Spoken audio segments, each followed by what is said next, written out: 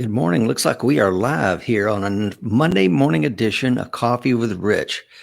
And we're actually a little early, and I appreciate my good friend Mekkos for putting up with me this morning. But I am on vacation and need to get on the road a little early. So, Mekkos, thank you so much, sir, for allowing me this privilege of going early. It's an absolute honor. Thanks, Rich. Yeah, thank you. And I just got a notification that we are live, so that's cool. And while we're waiting for folks to jump on, they're probably going to be just as surprised as we are to come on this early. Let's talk about some sponsors real quick. You know, one of the first sponsors I'd like to talk about is something that I've been mentioning for some time now, and that is the co-branded. Look at that, huh? Pretty cool. The co-branded trauma kit from American Warrior Society and Mountain Man Medical. And my good friend Justin Carroll, former MARSOC operator and 3-letter agency guy, is actually the one that I sent to help me. He is now a paramedic somewhere here in the United States. We won't say where, but I said, what would you want in a kit? And, what's going to help people the most? So we put this together, and I'm pretty doggone proud of it. So if you want to check that out, I've got a link in the show notes today that you can get that. David Garrett. Good morning, David. I'm actually in Beaufort, South Carolina. Be passing through your area today. I'd love to stop by, but I got to get back to Tennessee and get the dogs. And my fellow Tennessean on this morning, Mekkos Beech, and we have a really good show lined up for you today. We got Guile from the Philippines is on. He says, good morning, everyone. 7 folks are joining us live, and let's go ahead and talk about the rest of our amazing sponsors. We've got the American Warrior Society. Obviously, Coffee with Rich is brought to you by the American Warrior Society and the American Warrior Show, which is America's #1 self-defense podcast. And if you are looking for a place to get all of your training needs met, if you're looking for defensive rifle, defensive shotgun, vehicle tactics, how to clear your home, you come home from vacation like I did one time and the door is ajar at the back of the house, that's not a fun day because you're going to be searching and clearing your own house. We can help teach you that. If you want to learn about defensive use of a handgun or any of your self-defense needs, you can find them at AmericanWarriorSociety.com. Please check that out. And folks, while you're joining us this morning, it looks like Terry is on this morning. Please hit that share button. You're going to want to share this content this morning. But let's also talk about the Cool Fire Trainer. Cool Fire Trainer is going to take your dry fire training to the next level. Go ahead and pick yourself up a Cool Fire Trainer, because as we know, I've been saying it for a while now, ammunition prices are through the roof and they're not coming down anytime soon. Get that Cool Fire Trainer. If you want to simulate the McGregor fight, you need to get yourself a Bob XL. I don't know if everybody saw that, but it was a pretty doggone good preliminary fights anyway. But yeah, pick up a Bob XL and take that strike routine to the next level. Bob is an amazing striking tool and will be a great partner for you to prepare for those defensive encounters. I also want to talk about APPHemp.com, which is Appalachian Standard. Makers of some of the finest CBD products that money can possibly buy. My good friend Jesse Ross and his beautiful family are raising some of the finest hemp in the beautiful mountains of Asheville, North Carolina. We're in the Marine Corps together, and Jesse and his family are amazing people, and they're artisans of hemp. Also, I want to talk to you briefly about PrecisionHolsters.com, makers of the Ultra Appendix, as well as an amazing competition line that Mike and I use. They also make the tactical line of belts that I highly recommend. So please check them out as well. Looks like we got Jesse is on. Good morning, Jesse. Jesse attended mine and Mike's firearms instructor course up in Michigan. Good morning. It's an honor to have you, sir. Please hit that share button, folks. I want to go ahead and welcome Mekkos to the show. Mekkos Beech is a Marine Corps veteran of 9 years.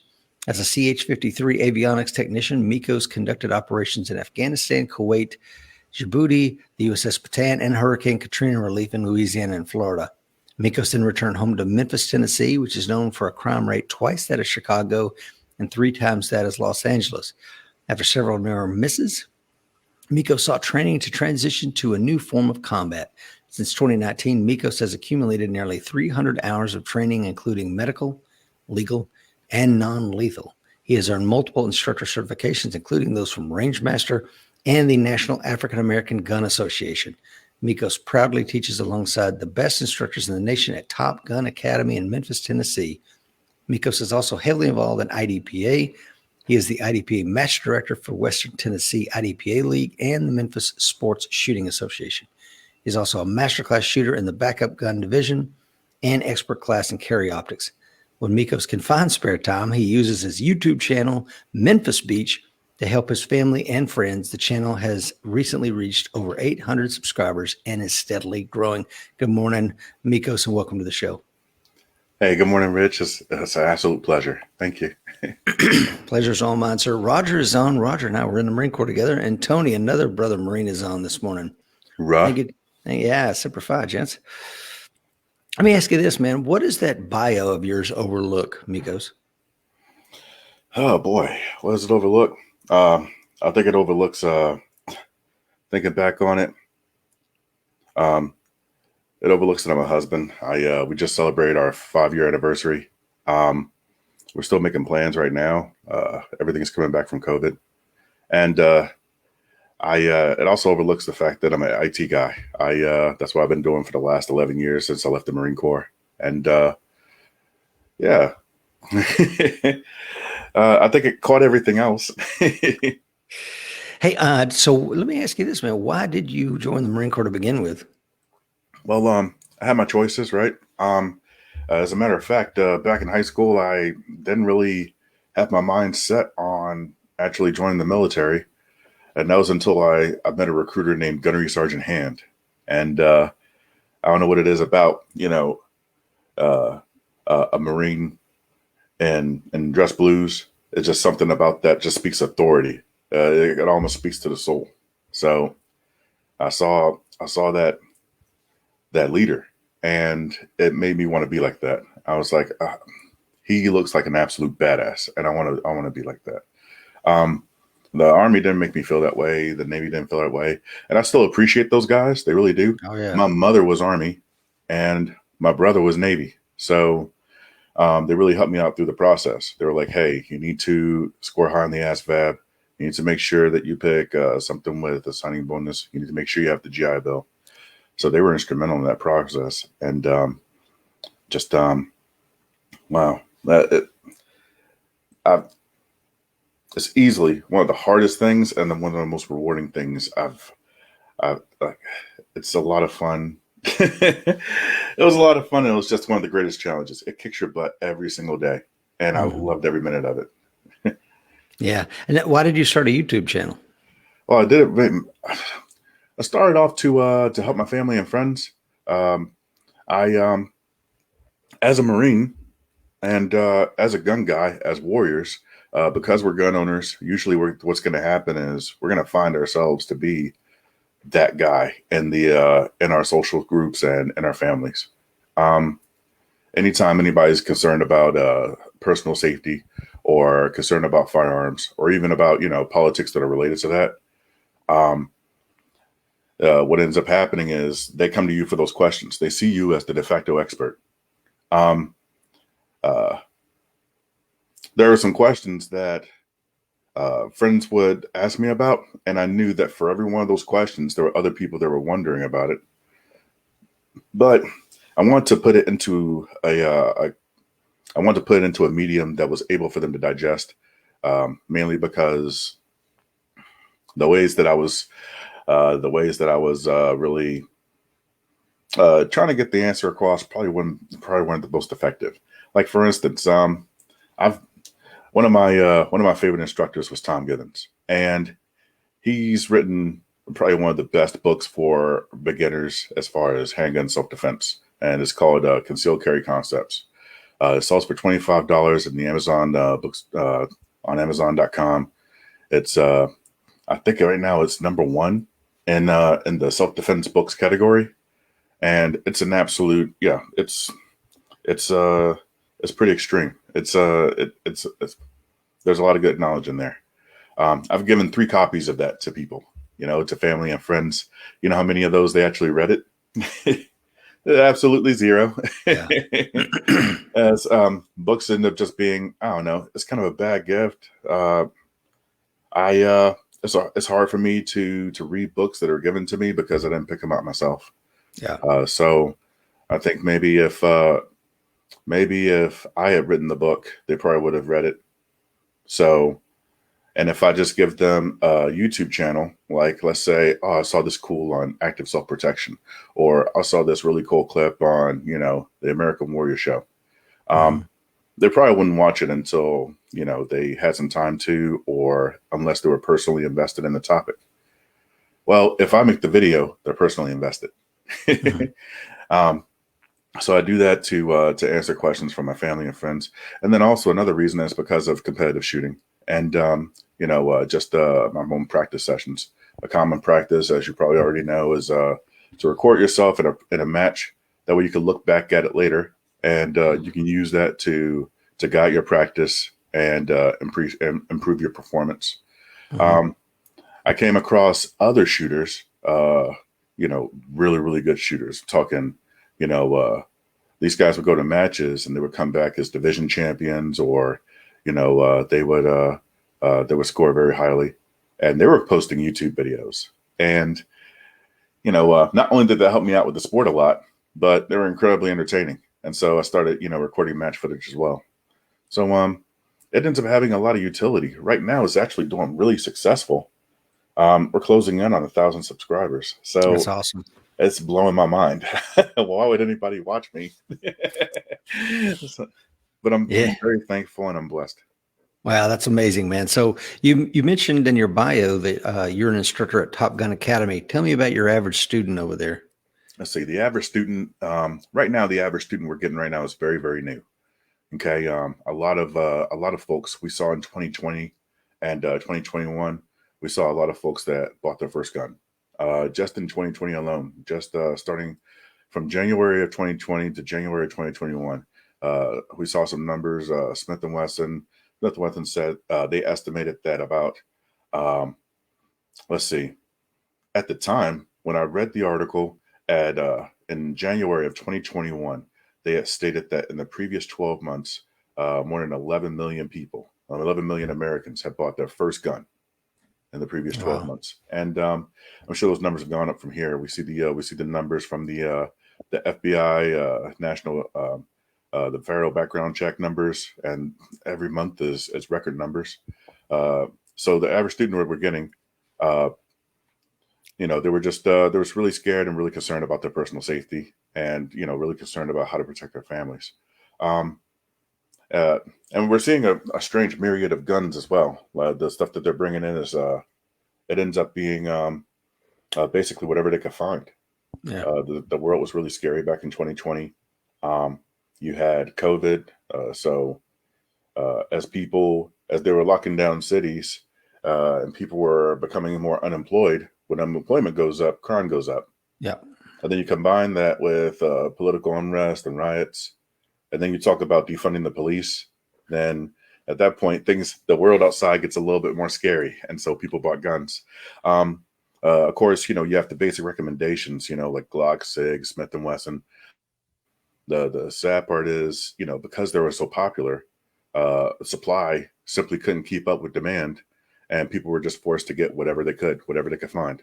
So, we saw a lot of tourists. We saw a lot of, we saw a lot of some of the more budget items. Okay, trying to be nice here, but at Top Gun, we try not to gun shame. We try not to look whatever you can find. Yeah, bring it in. We're going to teach you how to run it, and okay, you brought in a high point. Excellent. Let's teach you about that trigger. Okay. Let's teach you about gun safety. Let's teach you about how you can be effective with that gun. Um, I keep thinking about the single moms that they all they had was $200 and they needed something tonight. Okay, Yeah. excellent. All right, go ahead and grab the Taurus. Save up for the Glock. Okay, Hmm. so that's what we're seeing right now, Rich. And what training do you guys offer there? We're concentrating on handgun self defense courses. We're doing a lot of permit classes, despite the fact that permitless carry went into effect and earlier this month, July 1st was when the law took effect. But we're still seeing a lot of utility for the Tennessee handgun carry permit. Um, There's a lot of places that you still can and cannot go. A lot of things you can and cannot do. And it seems like the most digestible mode of integrating that knowledge is simply to get a permit. You're going to need it Yeah. for reciprocity anyway. But beyond that permit, what we're seeing right now is that a lot of folks come in with the idea that, okay, I'm just going to get this piece of paper and that checks the box. That's not it.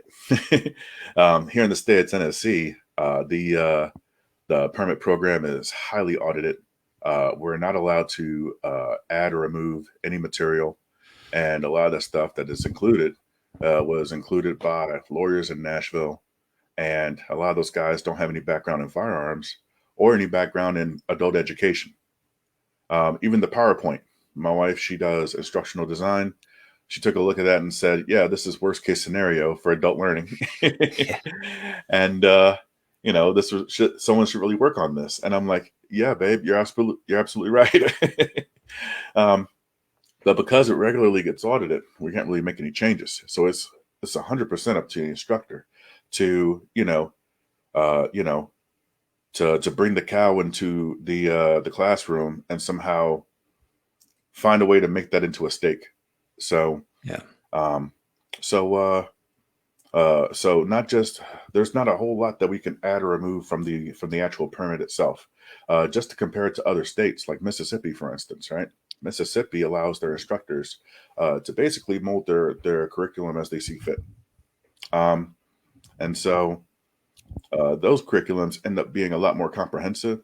I know instructors that won't issue the certificate unless students are ready to draw from the holster, and that they can put shots on target up to 7 yards, and that ends up being a pretty high standard for the person that has basically only one class under their belt.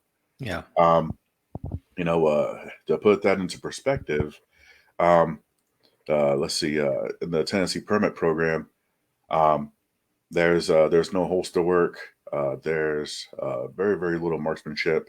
Yeah, the furthest you go out is 7 yards. It's just a lot of times it's an air conditioned environment. Yeah, it's just it's not optimal. There's and A lot of the students just don't understand just how easy that is. There's no time standard. There's only one target. You know what distance it is. It's just very easy. We're focusing on beyond the permit, and we focus a little bit more on actual real world self-defense with a handgun.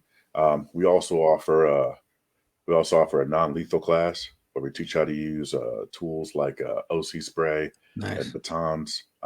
We also have a couple of other clinics, like we're starting something right now in the spirit of Tom Gibbons. It's called League Night, and that takes you outside of the booth and into a more 3D environment where you can actually practice the same tactics and skills that you would use in the real world.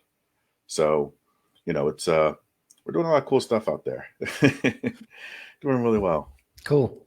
And if you're just joining us just now, thank you to the folks watching us live, and thank you to everyone that will watch in the replay and on the Coffee with the Rich channel.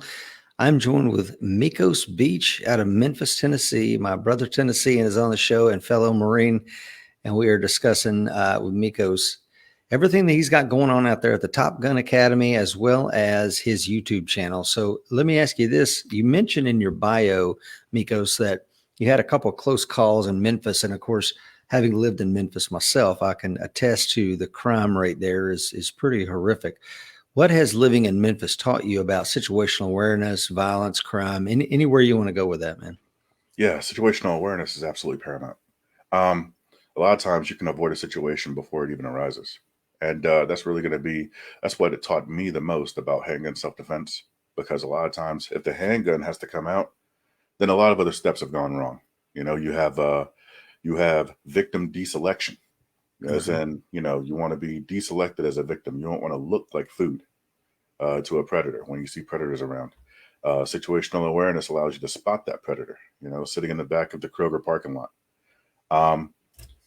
Being able to avoid those situations when that guy comes up on you, being able to de-escalate and to borrow a term, manage unknown contacts. Yep. And That's really the biggest thing about handgun self defense. That's going to end up being maybe 90% of just personal safety and keeping you and your family safe. So back in the Marine Corps, I was blessed enough to where I was able to see enough of the world just to understand how special America is. And you see a lot of the stuff happening in Africa and in the Middle East. You really just don't want to come anywhere else but home. Okay. Yeah. Europe is okay, but they're a special place. They have their own culture. I like America.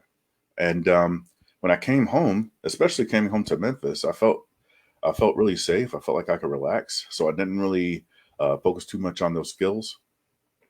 Well, as much as I love Memphis, sometimes Memphis doesn't love me. Right. So yeah, there were a couple of close calls. I remember one time I went to a friendly gathering. I went to a friend of mine's house, and there was a gentleman that arrived, and he was a little inebriated, and so there were a couple of conversations that I observed where he was like, "Oh yeah, and I got my gun right here," and I'm like, "Okay, that's interesting, right?" And come to find out later, he was involved in some of the gangs that were here in Memphis, and uh, the house that I was raised in, I was raised in a home in South Memphis, and South Parkway, just around South Parkway in Lauderdale area. Mm. And uh, when my mom bought that place, it was a very, very nice area. But now, not so much. You have gangbangers around the corner. And I didn't know this at the time, but there was a drug dealer living right next door.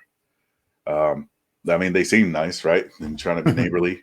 But yeah, there were times where, I mean, it sounded like it was right outside, right? Hmm. I didn't want to stick my head out the window to go look. And there were often times where either their house was getting shot up or people were driving by and they were shooting. And I remember a 2 month time span when I was underneath my bed, pistol in one hand, cell phone in the other. And there I am trying to call 911. And all three times I got a busy signal. Yep.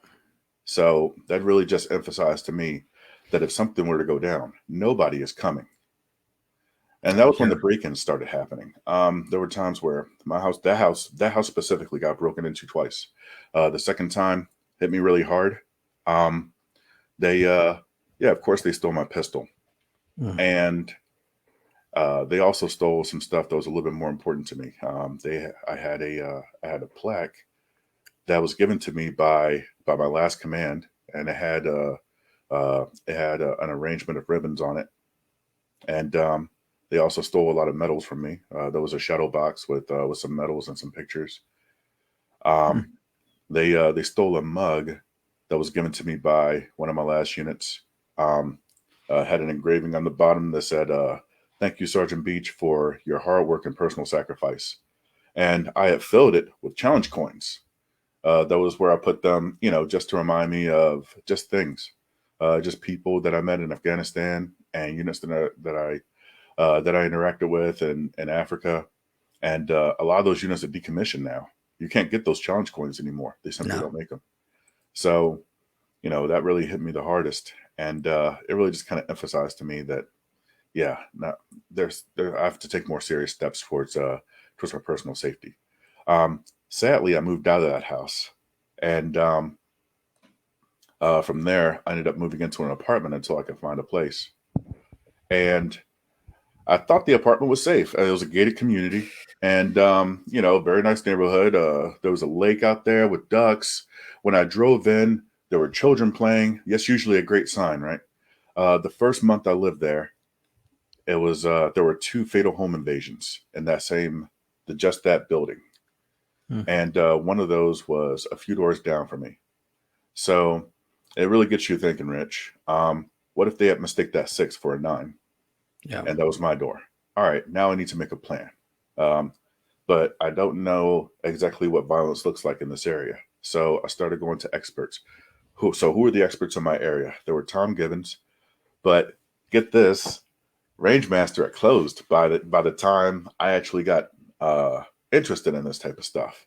Mm. And I it really forced me to come up with more creative ways to learn this stuff. So I started researching instructors.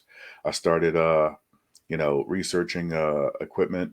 I became a lot more critical about the tactics and the tools that I was using, and it got me towards YouTube. YouTube does have its utility. I don't particularly take a lot of training advice from YouTube because you really just don't know the credentials of the guy that's presenting the material. Right. But they're really helpful about gun reviews. And um, there was one channel in particular named Lucky Gunner that was really helpful in analyzing like terminal ballistics, terminal ballistics data of certain loads. Like their website ends up being really helpful as far as identifying what stuff works and what doesn't. And they're here in Tennessee also. Yeah. Yeah, they're really close to Nashville. Knoxville. Yeah.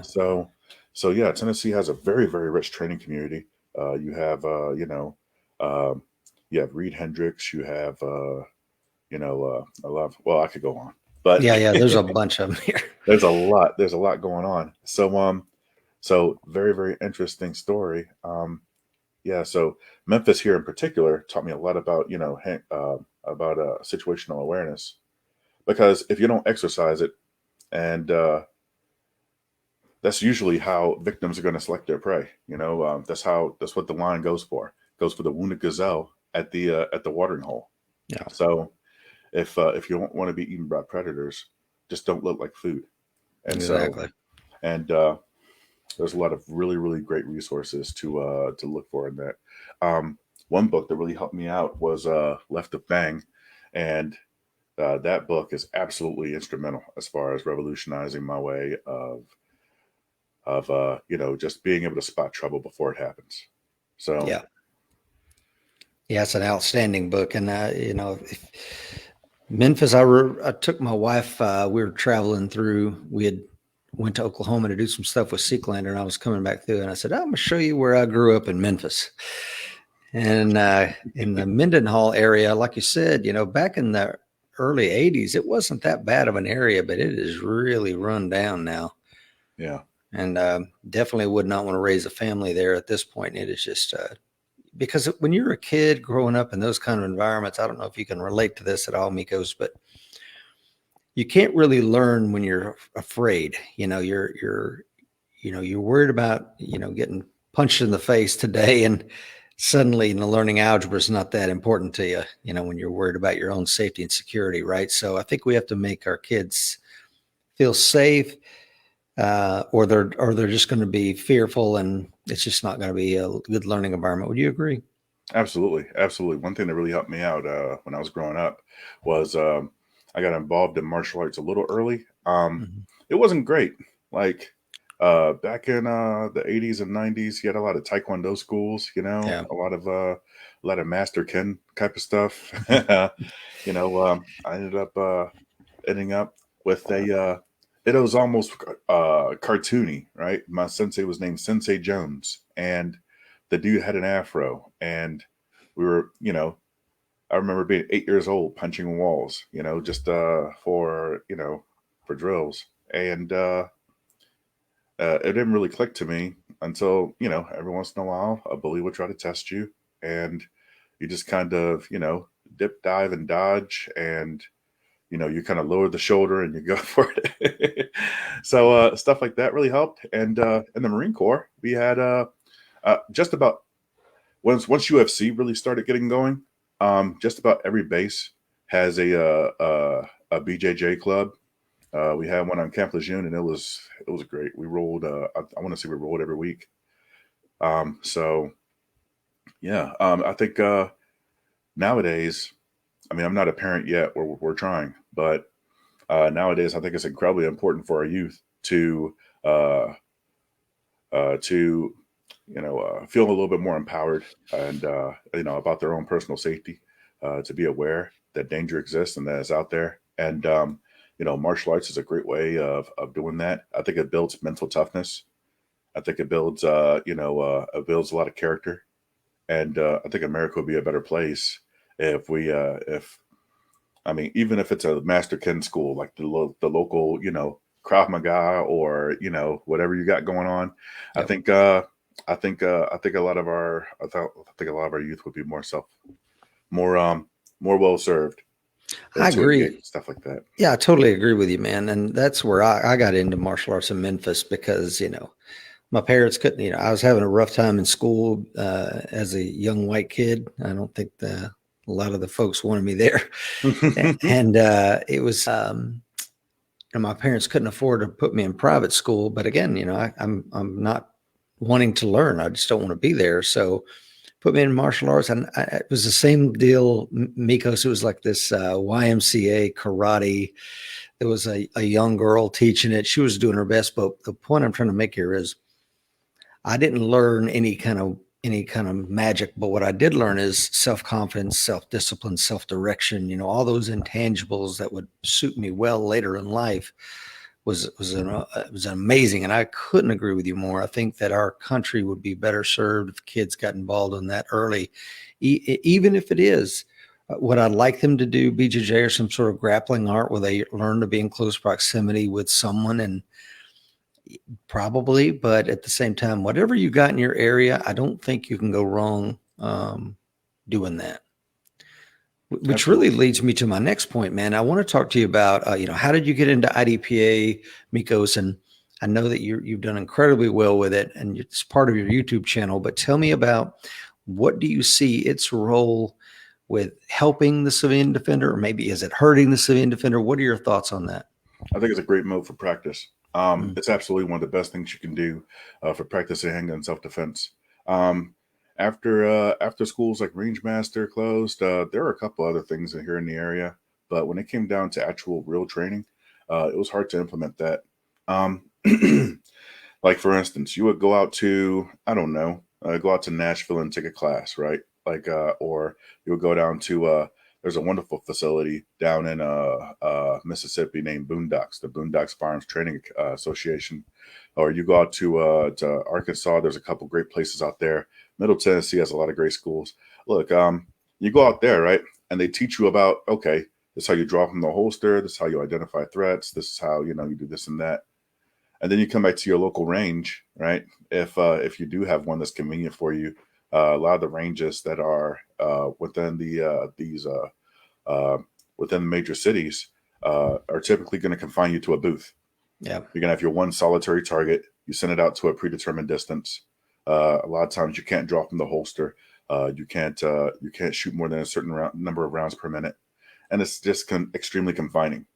Um, you could pay $12 to jump into an IDPA match, and every single stage is going to allow you to draw from the holster from concealment. You're going to be moving and shooting. You're going to be engaging multiple targets. You're going to be utilizing walls and barricades as cover. And you're going to have to exercise target discrimination by avoiding non threats. And all of those are incredibly important when it comes to handgun self defense.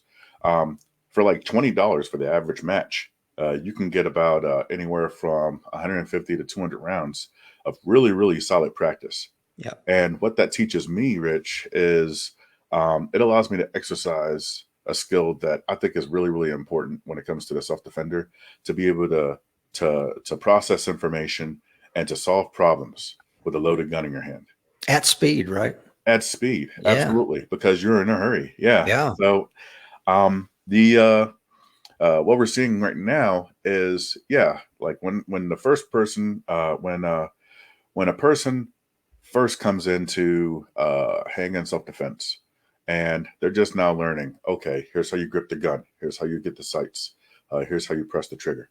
And there's a lot of the first couple of times for some of our students, there can be a lot of emotions attached to that. Mm. And being able to build that confidence and break through those barriers ends up being really important as far as handgun manipulation and just simply being safe with it. Keeping your finger off the trigger when your sights are off the target, keeping the muzzle downrange, and being able to draw from the holster without sweeping your leg. Things like Yeah. that are going to be incredibly important, and you're going to need to be able to do those at a level that's basically automatic. You need to do them at speed, on demand, without fumbling. And then in a self-defense situation, there's going to be a lot of other things that you're going to have to manage. Uh, left the bang, so to speak, before the actual event, there are other things that you're going to have to manage, managing unknown contacts, avoidance, things like that. And then if the thing actually occurs, if you actually do have a defensive gun use, there's going to have to be after action items. Okay, are there other threats around? Is everybody hurt? All right, I need to safely return this gun to the holster. I need to administer first aid to myself or my family. If we're okay, we need to leave the danger zone and we need to call 911. The You're going to have to be able to think about this stuff while everybody is, screaming and running around because, oh my God, they're shooting. So to be able to inoculate yourself from levels of stress that you may not be particularly accustomed to, and to be able to process new information and to think on a higher level like that is really what IDPA is started in the spirit of. And you can see it in the performance of some of the shooters. For instance, a novice, an actual legitimate novice, right? Like they shot the classifier stage and they scored a novice. Okay, so they're still kind of thinking their way out of the holster. All right, so I gotta get my grip, got my Judy chop. Okay, I got my sights. Think I got it, and yammer the trigger. Okay, great. And then they look at their target. All right, that doesn't look as good as I wanted it to look. All right, cool. That's a novice shooter. A masterclass shooter, all that stuff's automatic. What they're managing now is I got two guys on the right. I'm going to hit this drop turner. I'm going to shoot that on the move, and I'm going to manage the stuff on the left. And that's where you see it doesn't matter about split times. It doesn't matter about draw speed or anything like that. It just matters about the stuff that they need to do with the gun. The gun handling and the marksmanship is basically automatic. And that way it frees up their higher brain functions to solve the problems that are downrange. And that's really the biggest lesson that I took away from IDPA. And that's one of the reasons why when I go to some of these courses, not to brag or anything like that, I hate talking about myself, but when it comes down to going to some of these courses, I'm walking, if I'm not the high shooter, I'm coming away in the top three. Mm-hmm. And a lot of it has to do with, the IDPA. I think Ernest Langdon said it best. If usually when you go into a handgun self-defense course, or if you travel to train or anything like that, you're always going to run into a number of students where this was their practice. They Yeah. hadn't touched their guns since the last class, like 12 months ago, and this is the way they practice with a handgun. Others in the class they probably practice for this class. This, if it wasn't for this class, they wouldn't have touched their gun. And the only reason they practice is so that they wouldn't look stupid today in this class. Your top performers are going to be the guys that constantly, practice and, I'm working on my draw stroke. I'm working on my marksmanship. And, IDPA allows me to get a better practice like that. By recording my matches, I'm able to look at the mistakes that I'm making, and I'm able to work on that. Like, man, I fumbled that reload. I got to work on that. Or, like I got to work on my footwork. I hit that non-threat I shouldn't have. I got to focus more on the front sight. Stuff like that. So, by being able to get that practice in, I particularly don't care about the match itself. I really care about my performance as a self-defender. Mm-hmm. And IDPA allows me to do that at a level that would probably be higher than if I was just left to my own devices. Yeah. So it really helps out. No, I think that's amazing. And it was actually one of the most succinct answers I've heard about how IDPA can really help folks that are new to it. And, to your point about if you're new to it, you're a novice, it's an opportunity to get your breathing under control, realize that you're under a simulated level of stress, that you're in a reasonably safe environment, and you have to solve these problems at speed. So I really like that answer. And you mentioned a little while ago, I think it's actually in your bio, that one of your training certifications is from Rangemasters. And I wanted to ask you something that will be painfully obvious to probably a lot of people in our industry, but what is the legacy of that organization, Mekkos? Yeah, thanks, Rich. The legacy starts right here in Memphis. It was started by a man named Tom Givens, and he before he started Rangemaster, he had 25 years of law enforcement and specialized security work experience.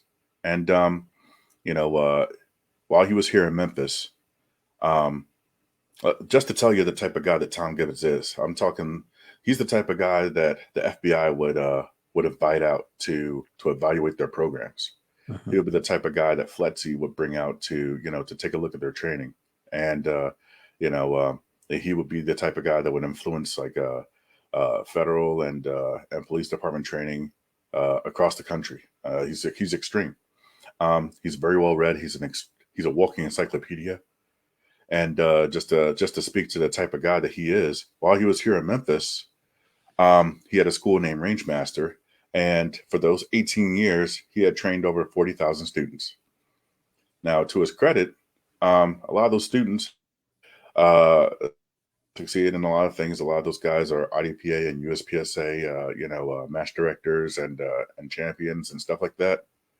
But the biggest thing is what he was finding was there really just isn't a whole lot of data about civilian defensive gun usage. Mm. And so he started a study. And and over the course of the study, since he started Rangemaster, now the the organization still exists, but the building, as it was here in Memphis, he had to close down the building in 2014. I had just missed the boat. But while he was in Memphis, a number of his students actually got into shootings. They had to use their gun in self-defense. To date, right now, the tally is 71 incidents. Okay. Wow. And the current score, well, I don't want to call it a score, but the current tally right now is 68 wins, 0 losses. So a Rangemaster student had never lost a gunfight, but you Wow. had 3 forfeits. And a forfeit is where you needed the gun that day and you didn't have it for whatever reason, just left it at home. They had the training. They trained with one of the greatest, firearms training services in the nation. They had serviceable equipment. They had ammunition, but they just for some reason they didn't decide to carry it that day. So all 3 students were all three uh, all 3 of those forfeits were robbed in the street. All 3 of them gave over everything they had, wallet, keys, phone, everything. All 3 of them were shot and killed. And it's one of the driving things of every single day that I don't want to be the 4th forfeit. Yeah. Okay. A lot of those incidents happened right here in Memphis. So a lot of other training schools, a lot of other organizations have used the data that he has gotten from those interviews and from those statistics to guide forward training, myself included. Um, for instance, people wonder why I don't carry a light. Um, of those 68 incidents that Rangemaster students had to use their gun in self-defense, none of them involved a flashlight. Involved a weapon-mounted light, I would say, and also none of them were in conditions where a weapon-mounted light would have helped. So, also not just that, just me physiologically, it's just hard for me to fit all this stuff where I need to go. It ends up being very uncomfortable. So, as long as you train, you're able to accomplish the type of work you need to do with just a not a regular flashlight, but something that's quality, something like Surefire, something like Streamlight or Mod Light, something like that. But that's the type of guy that Tom Gibbons was. If the data wasn't out there, if the data was out there, he would find it, and he would use that real world data to guide future generations of instructors. If Mhm. that data was not out there, he was going to find it. He was going to generate that data through just the same investigative resources that he would use while he was on the job.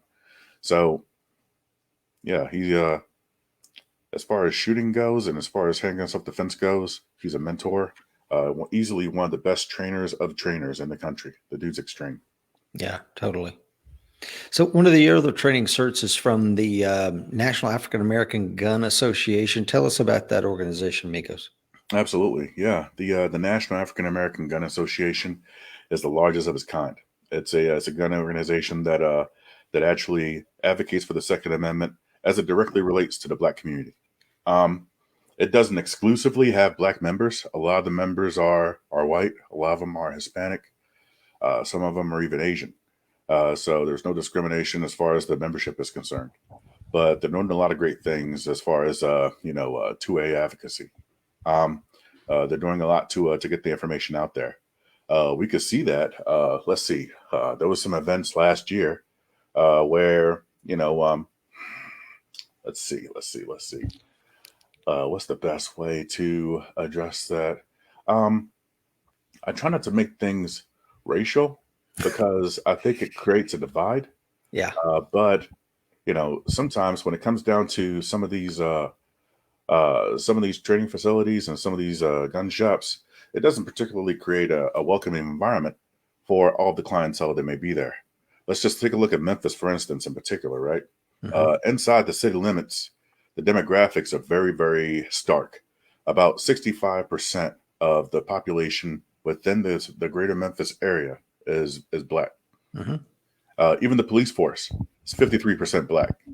So, a lot of the issues that we're seeing in places like Portland and Minneapolis, we simply aren't seeing here because a lot of the police that show up on the scene, they look like us. That's right. So, but it ends up creating a different issue as far as 2A advocacy. A lot of times when a black guy would come into a gun shop, there's NRA posters all over the place, and the black community doesn't really have a friendly relationship with the NRA. Right now, I don't think the 2A community has a friendly relationship with the NRA, so that's interesting. You'll see Fox News blaring on the TV. You'll see, sometimes you'll get strange looks. It's also one of the things that kind of drives me personally, because certain areas of the nation will see a black guy coming into a class and they're thinking, oh, he's going to be that guy. Well, that guy just might kick your ass. But in order to make it a little bit more welcoming for the demographic, the National African American Gun Association ends up raising the bar for education and responsible gun ownership, specifically in relation to the black community. It's a place that we know that we can go to and trust information. And it's not skewed by political biases or racial affiliations or anything like that. I think stuff like that is really kind of important for safe and responsible gun ownership, just to be able to know where is a source of truth. Where can I go to safely do things? We're kind of blessed here on the American Warrior Show by having people like you and Mike Seeklander, because there's a lot of resources out there that you provide. You have like, I'm a member. Where's the coin? Let's see it. Yeah. So there we go. Yeah. Looks good. And so for a long time, this was a source of truth for me. It still is. I still tune into the content. Coin number 1751. Nice. I missed the magic number by 25. Yeah, that would have been cool. And for our guys, for our warriors, for our defenders and protectors, there's a really good place for for a source of truth. There's the websites like the I forget the exact website, but I think it's Shooter Performance. There's also a lot of stuff going on with Live Fire. I think you guys just got Ernest Langdon as well. That's fantastic. Yeah. Another Marine. So Oh yeah. excellent. And a lot of folks out there just don't understand how valuable being able to get information like that is. The National African American Gun Association provides that, particularly for the black community. And that's the service that they provide. And, I'm just glad to be part of it. Well, I tell you, that's, to your point though, I think we need to, as a gun community, need to do a better job of letting everyone know that the Second Amendment is for everyone. It's for the grandmother. It's for the college student. It's for the single mother in the double wide trailer in the Appalachian Mountains. It is for everyone. And the more that we can create these places, whether it's that organization or any other organization, where we can put the right face in the right place to show them that, You're welcome here. We want you here. You're going to find a community here. And I hope the American Warrior Show, the American Warrior Society can be that. But as we continue to move forward, I think anything that we can do that builds those bridges is a great thing. Absolutely. Absolutely. The like that's how we turn this thing around. We're seeing a lot of really scary gun control coming around. We're seeing a lot of issues going on. And a lot of this stuff is getting steam because of just simple ignorance, right? The example that I usually give is that a lot of people are interested in, banning semi-automatic weapons with high-capacity magazines, but they don't realize that the Glock 19 they bought 2 weeks ago is a semi-automatic handgun with a high-capacity magazine. So guess what?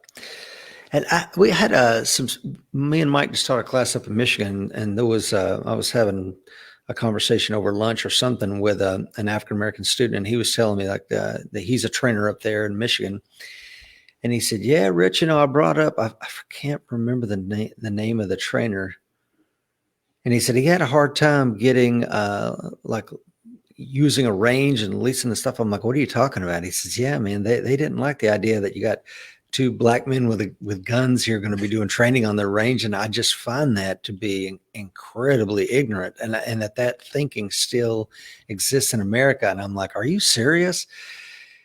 Because a friend of mine, he's a retired Secret Service agent. He was on Bush's detail. And one of the things we were talking about over a glass of wine one night is he goes, Rich, all this situational awareness, I'm going to break it down for you, man. You me give you the secret to how you can tell a good guy with a gun. And I'm like, this is legit. He's like, oh yeah, this is legit, man.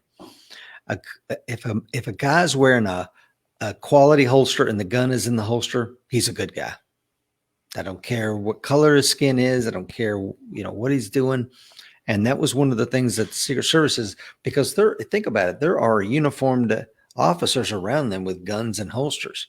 But as long as that gun is in the holster, that's an indicator of I don't have to worry about that guy. And I thought, wow, that's a pretty interesting way of looking at it. But I don't know. I think that's something to consider.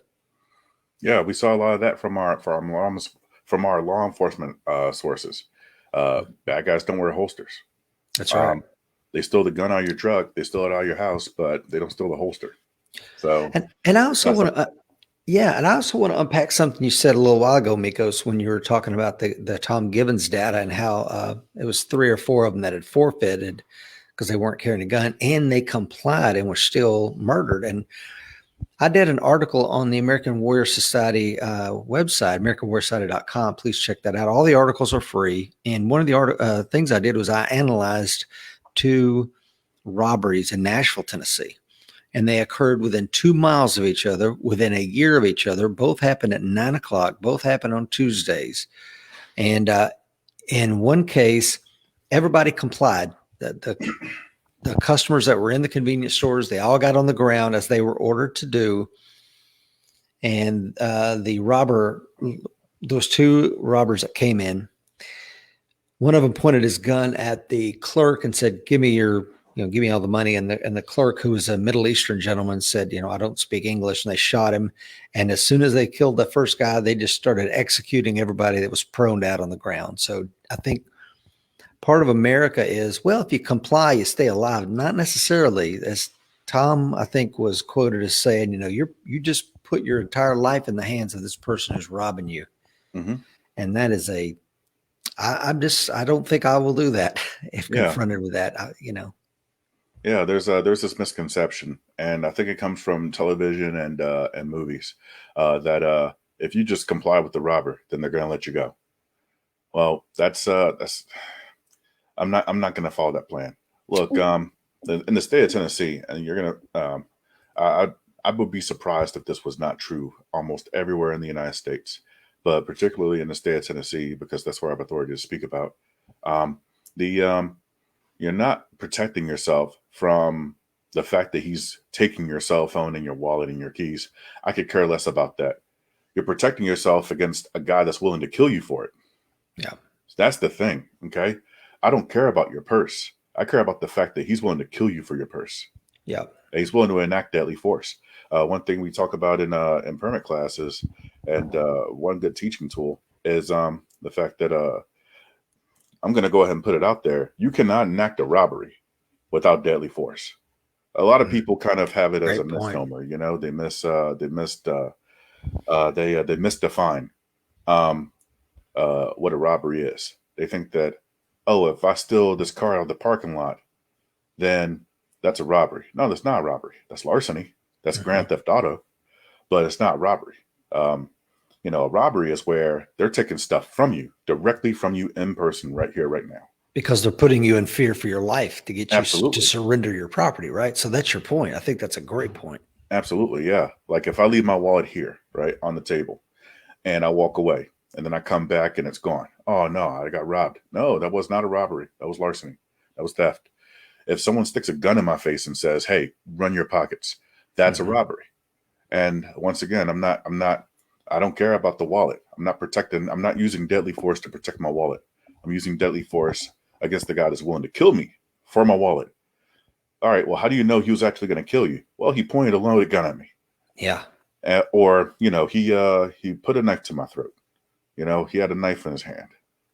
You know, the intent, the means, and the jeopardy, it's all there. So, you know, it's just and I think what happens is a lot of folks use sources of information that may not necessarily be authoritative, and they use that to make decisions about personal safety. And that's going to get you in trouble. That's going to get you hurt. And one of the, I don't know if it was today or the other day when we were talking, you were drinking out of the Law Self-Defense Cup. Is it? Yeah, there we go. And our good friend, Dr. T.C. Fuller is on, and him and Andrew Branca are obviously good friends. But yeah, that you got to read that stuff, man. That's you got to feed the brain with that kind of information. And I like the way, I don't think I've ever heard anybody say it that way. You can't enact a robbery without deadly force. Yeah, Rich, it just doesn't work. No. I would do it with my students in class. I would be like, okay, Jacob, can I have your wallet, please? And he would be like, no, come on, please. Nah, I'll be your friend. Nah. See, it just simply doesn't work. It's just a request. Like there's if he wants to give it to me, then that's charity. Okay. That's alms giving. And now let's change that paradigm. Now give me your wallet. Now we're talking about robbery. Yeah. Okay. So because you just cannot have robbery without deadly force. And so I'm not defending my stuff. I'm defending myself against the guy that's willing to kill me for it. That's what I care about. It didn't become a robbery until you pulled out the knife. So yeah, I was talking about this recently. Back in like 1995, it was obviously, I think probably before IDPA, but this in Knoxville, Tennessee, they just had like, I think they called that combat pistol match, but it was what we would call it today, some form of IPSC type shooting event. Anyway, there was a gentleman there who had these horrific scars all over his face. And we were back loading mags at the same time. And I'm like, oh, so what got you into shooting sports? And he's like, this. And I'm like, oh, what is that? And he says, he was down in, I think, Miami. He was a business executive flown into Miami. We got his rental car and he was going to the hotel. He said, I saw a woman laying in the parking lot that appeared to have been assaulted. I stop the rental car. I jump out and I get robbed, and I give them everything, and they still did this to my face anyway. So he's lucky to have escaped with his life, but you know, he's like, I will never again go, you know, without arming myself. And it's a shame that a lot of Americans have to find out the hard way because they didn't take steps to protect themselves, you know?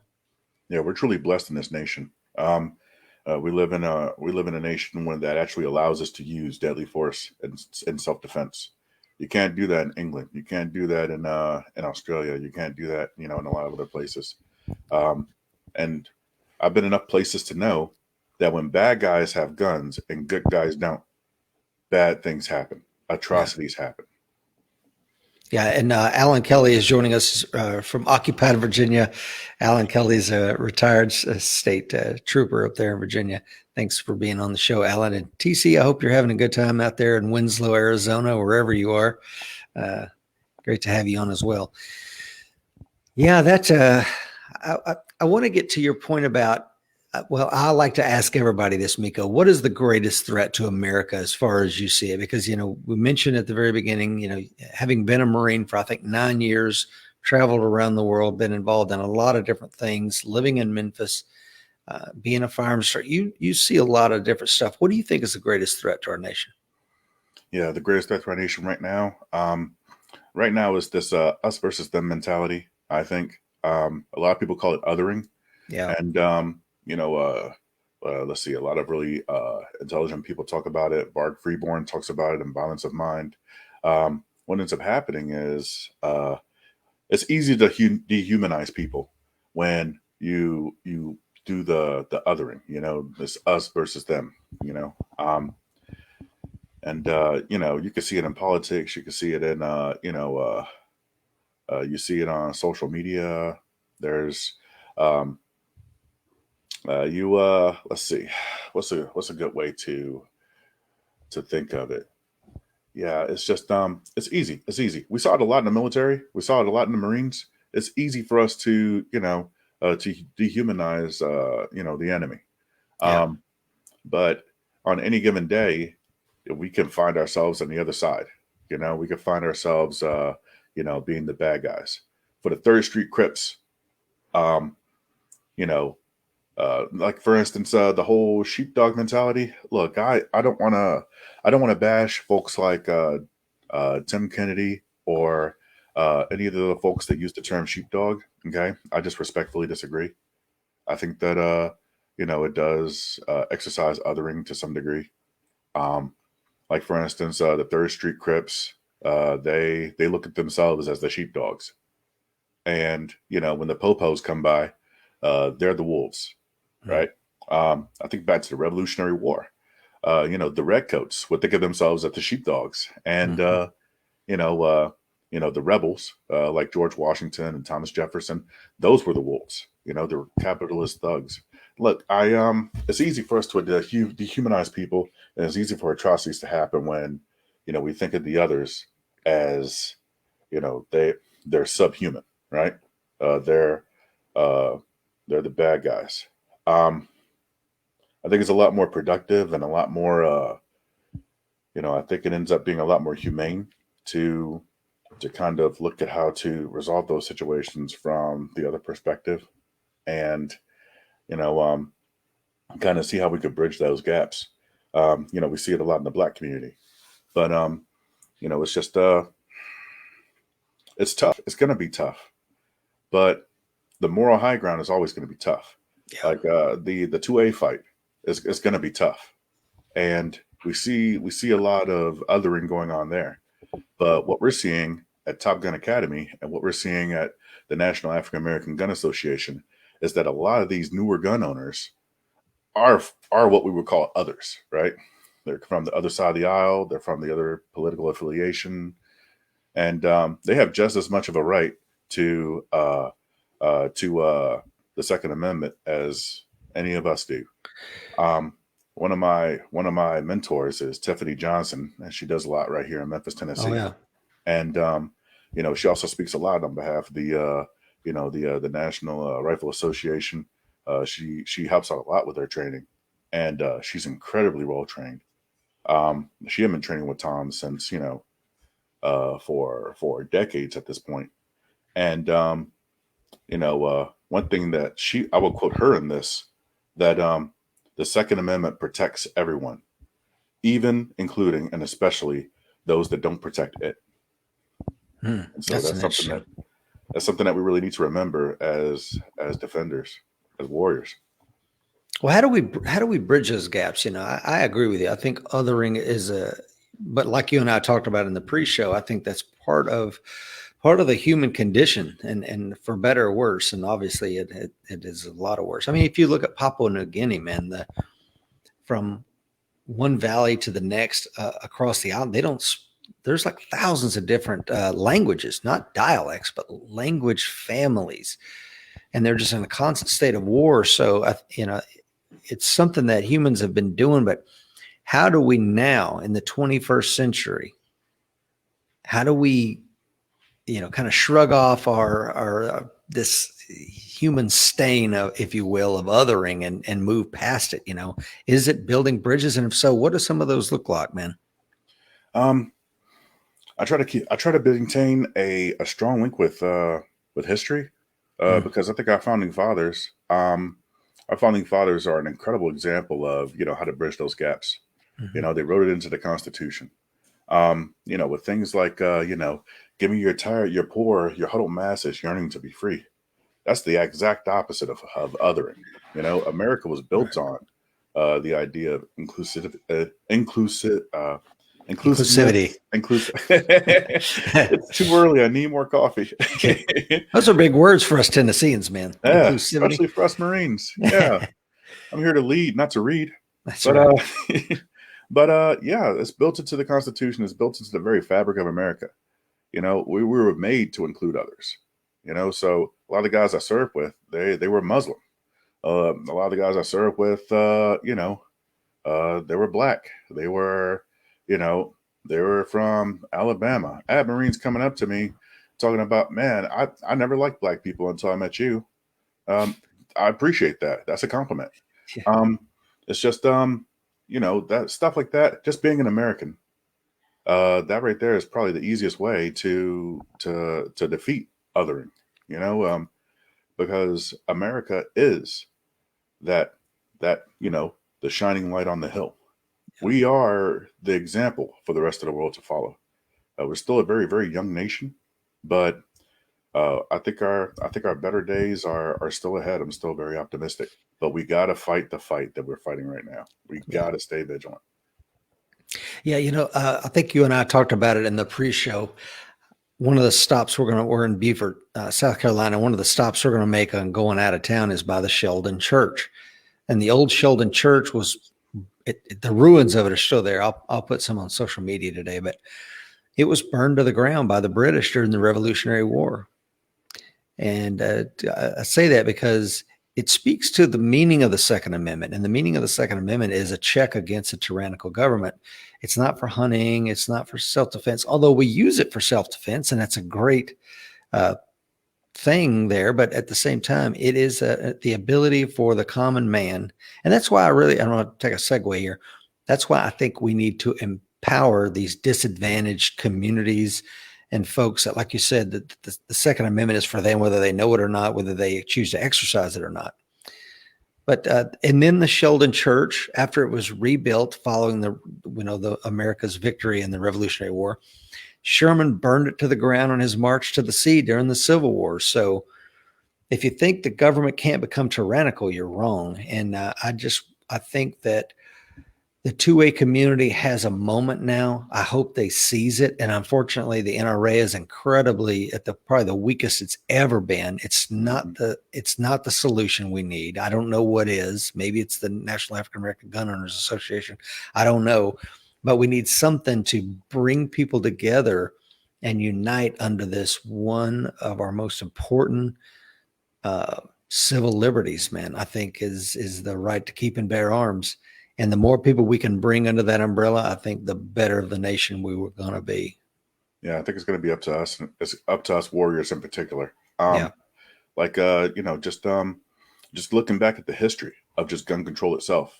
One of the people I look up to is Maj Toure. He makes a good important point when he says that gun control is racist. A lot of the roots that gun control has was in the slave codes and in the black codes and Jim Crow laws. And one of the things that the National African American Gun Association brings to light is the fact that the Second Amendment advocacy has a lot of roots in the black community.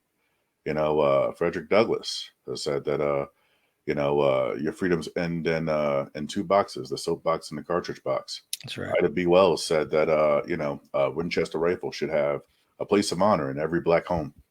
And even Dr. Martin Luther King, he applied for a concealed carry permit. Of course, he got denied, but it just goes to show that not only a pastor, but one of the greatest civil rights leaders in our time, was okay with owning guns. And the fact that so many Americans are not, it speaks to the soul. It speaks to the state of history and education in this country. So it's just I think that the more that we can uh, when we educate our family and friends about this type of stuff, we have to do it in a way that is very welcoming and warm. We can't be badgering, and we can't force this stuff down their throats. And I think what happens is, uh, even though the intentions are pure, maybe the delivery may not be as polished as it probably could have been. So it ends up, I don't want to say it's hurting our cause, but it's a place for us to improve. Um, yeah, Yeah, somebody said recently, I don't know if it was me and you talking about it recently, Mikos, but somebody said the Second Amendment is the only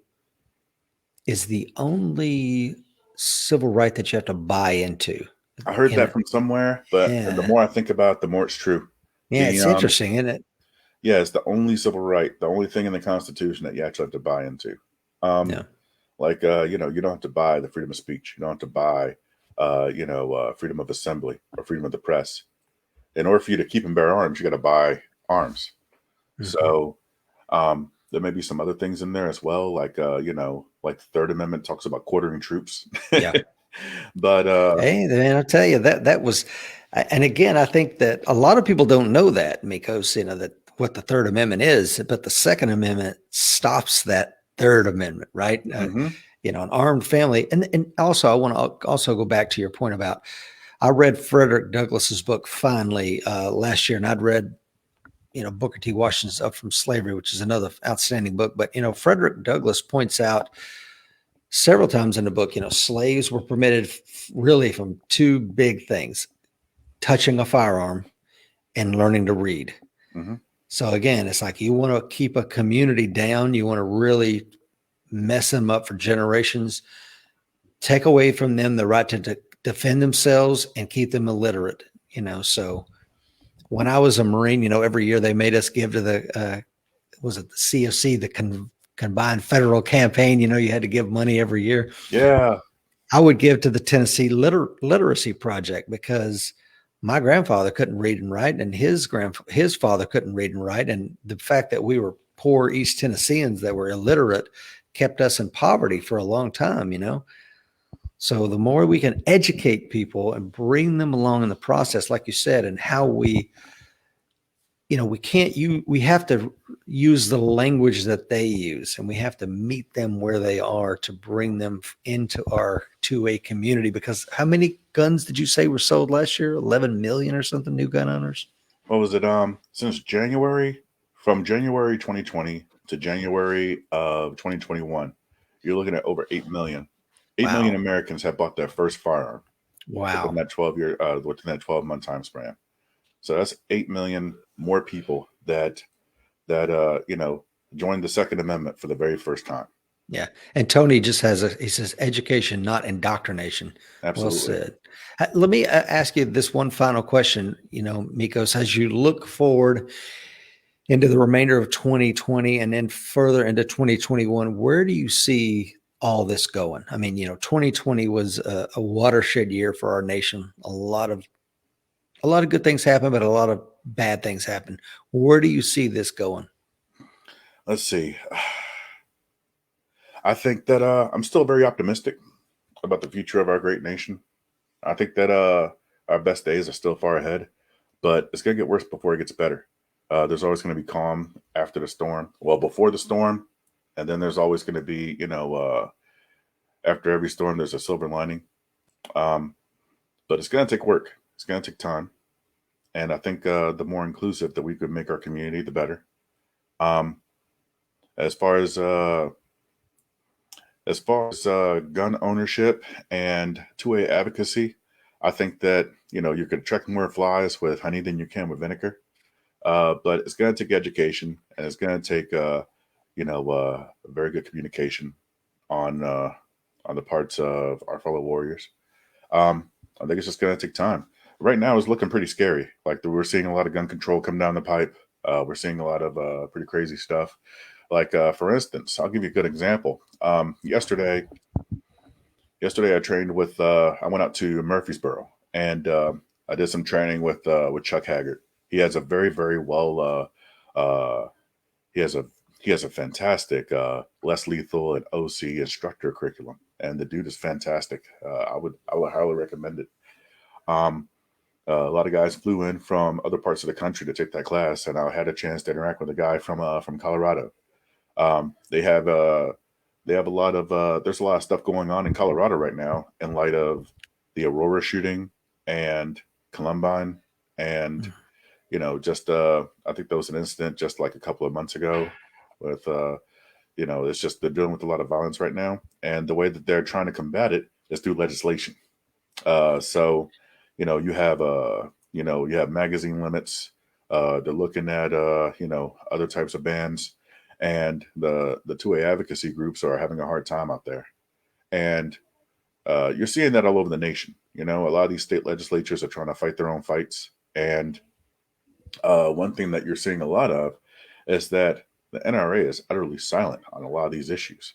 I know. So other organizations are stepping in, like the National African American Gun Association, like the Firearms Policy Coalition, like Gun Owners of America. Those guys are stepping in and filling in, and they really need our support.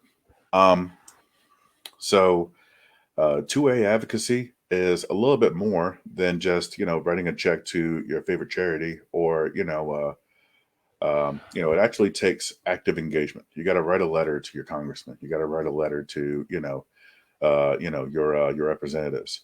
Printed out letters that are personally autographed. Even if you type it up, print it out, and then sign it yourself, that's going to get a little bit further than an email. And what gets further than that is a phone call, and the phone call is actually quicker. So doing stuff like that, going out to rallies, and just doing your part is going to go really far.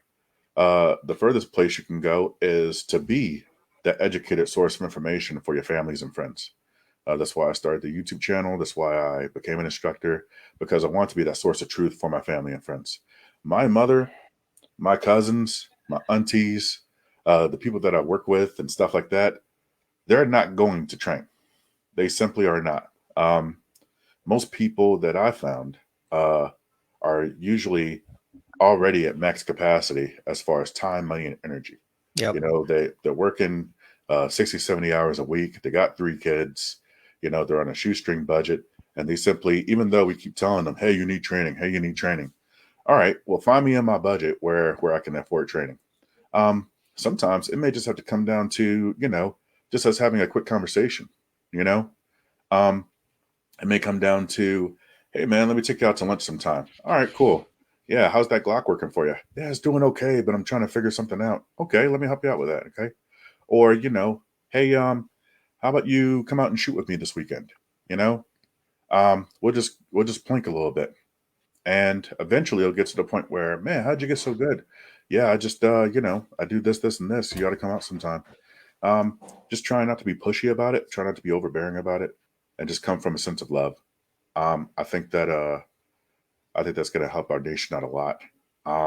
We were talking about earlier. We were talking about getting our youth into programs that can really help them to mold their character. Martial arts is absolutely fantastic about that, and other programs like Young Marines, and I'm not so sure about Boy Scouts anymore. But just I think for me, what was really important was it took me a while for me to find good male role models. Hmm. I didn't know what being a man actually looked like until I got into my teenage years, when it became really important for me. So, you know, um, stuff like that is going to go a long way as far as getting us through this current storm. I think we're facing a lot of. I don't want to get too political or anything like that, but I think the soul of America is really being tested right now. We're seeing a lot of that in a lot of our major cities, and the more that we could be, um, the more that we could be leaders in that space. Not just you don't have to, you don't have to stand up and make speeches or anything like that. Just be, um, just have a strong foundation within your own circle. Just being that source of strength for your family and for your friends. I think that's going to go a long way. And the more households that can do that, the better off America will be. I totally agree with you, Mekkos. Johnny says the only enemy a gun can't defeat is misinformation. Yeah. Will Parker says, I believe I got this from NSSF. More firearms were sold in the first quarter of 2021 than in the 10 years from 1997 to 2008. I believe it. Yeah. And I tell you, your point about the NRA, I keep getting, hey, your membership has expired to the NRA. Are you ready to rejoin there, Rich Brown? And I'm like, no, I'm not. Not till you make some significant structural changes, I'm not. So let me tell you what I am going to do. I'm going to join the National African American Gun Association. Oh, man. I just look, That's awesome. Somebody's got to do it, man. If that's the organization to lead the charge and to help, then take my money. We got to do something. Somebody's got to advocate for us, and it needs to be somebody that's inclusive. And as we were talking, I was surfing around and I saw, they'll accept anybody from any race, and they are inclusive. So here we go. I'm going to join up, and I encourage others to do likewise. Don't just, if you want to give your money to the NRA and you think they're the place to do advocacy on our behalf, then fine. But maybe we need to join other organizations. So I'll start with that. That's awesome. Thanks, Rich. Yeah. So awesome. Where can people find you, Mekkos? Let's see. I'm a lot more active than I want to be on Facebook. You can also find me on YouTube. My YouTube channel is Mekkos Beech, with 2 E's, just like you see it here. Let's see. I'm also on Instagram, but I don't do a whole lot there. But if you're in the Memphis area, or if you're close, if you're passing through, come by and see us at the Top Gun Academy. We are, let's see, our range is kind of unique for the area because it actually has a barbecue restaurant inside the building. Ooh, nice. Yeah. I'm coming, man. It's set up so that folks can come in and they can eat. And there's windows that look out to the range. So you can sit there and eat and watch people shoot. Nice. So it's really nice for families that, you may have young kids that are hungry. Okay, come in and eat. And mommy's going to go inside and she's going to try out her pistol. So, it ends up being really nice. If you're in the Memphis area, come by and have some barbecue. And we'd be glad to have you. Well, I'll have to get down that way, man. PJ says, good morning from the road in Paladin, Arizona. Good morning, PJ. And PJ is, I won't say PJ's background because I think PJ's using a nom de plume. So we'll just keep that at that. Hey, thank you to the 12 folks that have joined us live. I know we did it early this morning. I appreciate it, Mekkos. I know it was early where you were at, my friend, and I appreciate you letting me do this interview with you early. Thanks a bunch for having me, Rich. I'll tell you what, this show right here is doing it's doing a great public service. It really is. Like, you've had some serious heavy hitters here on the show, like Ed Morales, like Rob Pincus, it's been incredible. And I'm humbled and I'm honored to be here. Thanks so much for having me. Well, thank you for being on. We'll have to do a round 2 someday, Mekkos, if you're up for it. Absolutely. I definitely am. All right, my friend. Well, listen, stay safe, everybody. Thank you to everybody that joined us live. Tony says, great show. Semper Fi, gents. Semper Fi, Tony. Everybody, remember, stay safe because the fight is coming. Be ready.